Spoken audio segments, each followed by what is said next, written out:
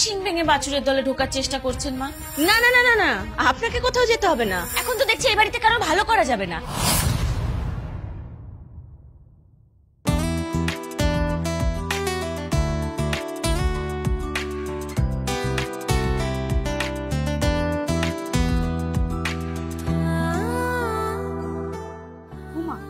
তোরা লুডো খেলছিস?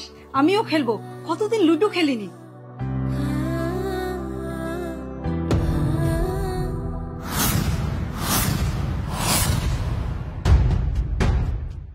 আপনি খেলতে পারবেন না।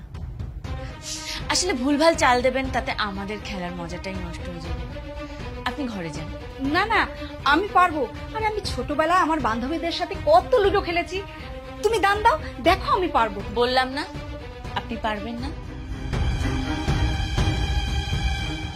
কেন শিং ভেঙে বাছুরের দলে ঢোকার চেষ্টা করছেন মা? যান ঘরে যান।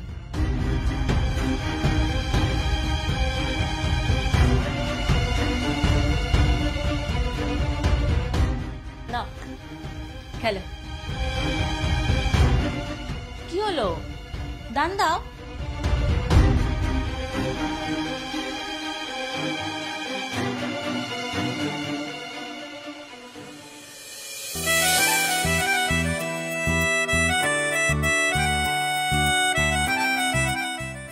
বাবালে আমার মেয়েটা কি মিষ্টি। বলছি শোনো না, তোমার তো মিটিংটা ক্যান্সেল হয়েছে, চলো না আজকে আমরা একটু বাইরে কোথাও ঘুরে আসি। আসলে বাচ্চাটা অনেকদিন কোথাও বেরোয় না, ওকে নিয়ে দুজন মিলে একটু ঘুরতে গেলে ওর একটা চেঞ্জিং হবে। যাবে? চলো না। চলো ঘুরে আসি। তুমি তো রেডি আছো, তাহলে আমরা মা বেটি দুজন মিলে তাড়াতাড়ি রেডি হয়ে আসছি। তুমি বসো। হ্যাঁ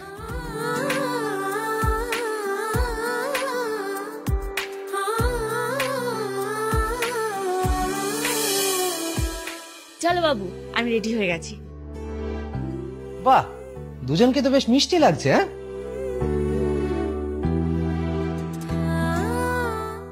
এ কি বৌমা, তোমরা কোথাও বেরোচ্ছ? হ্যাঁ মা, ওই আমার মিটিং ছিল সেটা ক্যান্সেল হয়ে গেল, ফাঁকাই ছিলাম, তাই ভাবলাম যে বাচ্চাটাকে নিয়ে একটু ঘুরে আসি আর কি। বাচ্চা মানুষ সারাদিন চার দেওয়ালের মধ্যে থাকে, বোর হয়ে যায় আর কি। খুব ভালো করেছিস। শোন না বাবা, আমিও তো অনেকদিন হলো বাড়ি থেকে বেরোই না। আমিও তোদের সাথে যাব, আমাকেও নিয়ে চল। না না না না না, আপনাকে কোথাও যেতে হবে না।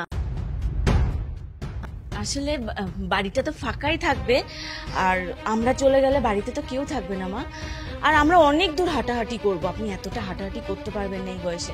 তার থেকে আপনি বরং বাড়িতেই থাকবেন, আপনার কোথাও যেতে হবে না। এই চলো চলো।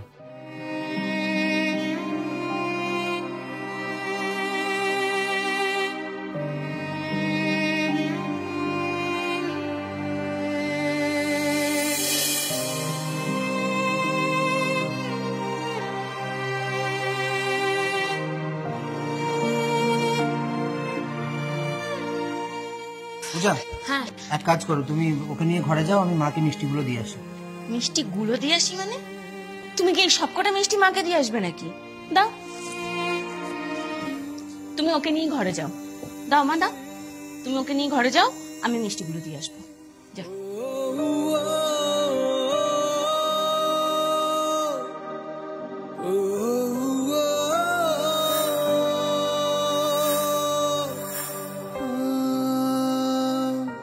এই নিন মা, আপনার ছেলে আপনার জন্য মিষ্টি এনেছে, মিষ্টিটা খেয়ে নেবেন।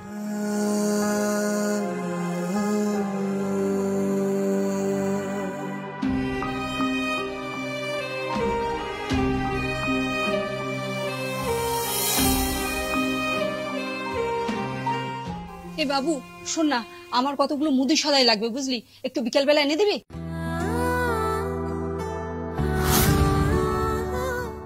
ওমা, রসগোল্লা? রসগোল্লা আবার কে আনলো?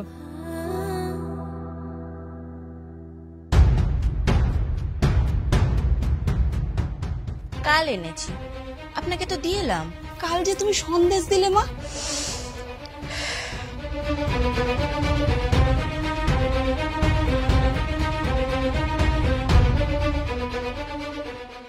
এ না, রসগোল্লা খাও।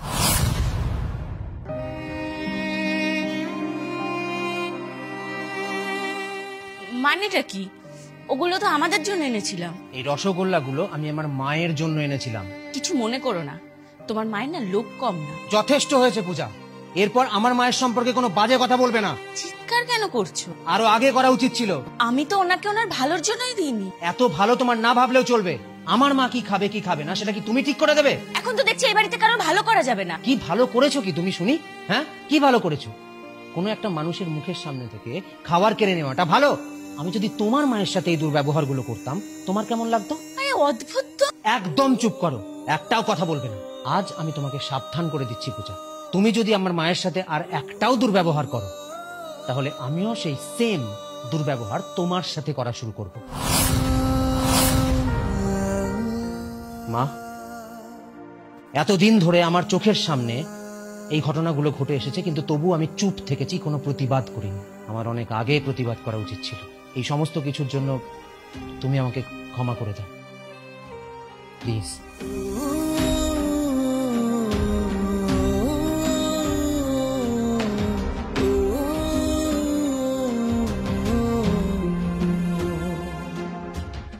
মা, সরি, আমাকে ক্ষমা করে দেবেন। আমি এতদিন ধরে আপনার সাথে অনেক অন্যায় করেছি। আসলে আমি প্রথম থেকেই আপনাকে আমার নিজের প্রতিদ্বন্দ্বী ভেবেছি। আমি কখনো আপনাকে নিজের মা ভাবতে পারিনি। আর যদি নিজের মা ভাবতে পারতাম তাহলে কখনো আপনার সাথে এরকম করতে পারতাম না। আমি কিছুই মনে করিনি। আমার তো কোনো মেয়ে নেই, তুমি আমার মেয়ে। এভাবে বলবেন না মা। আজকের পর থেকে আমরা সবাই একসাথে ভালো থাকবো। এই তো আমার লক্ষ্মী মেয়ের মতো কথা।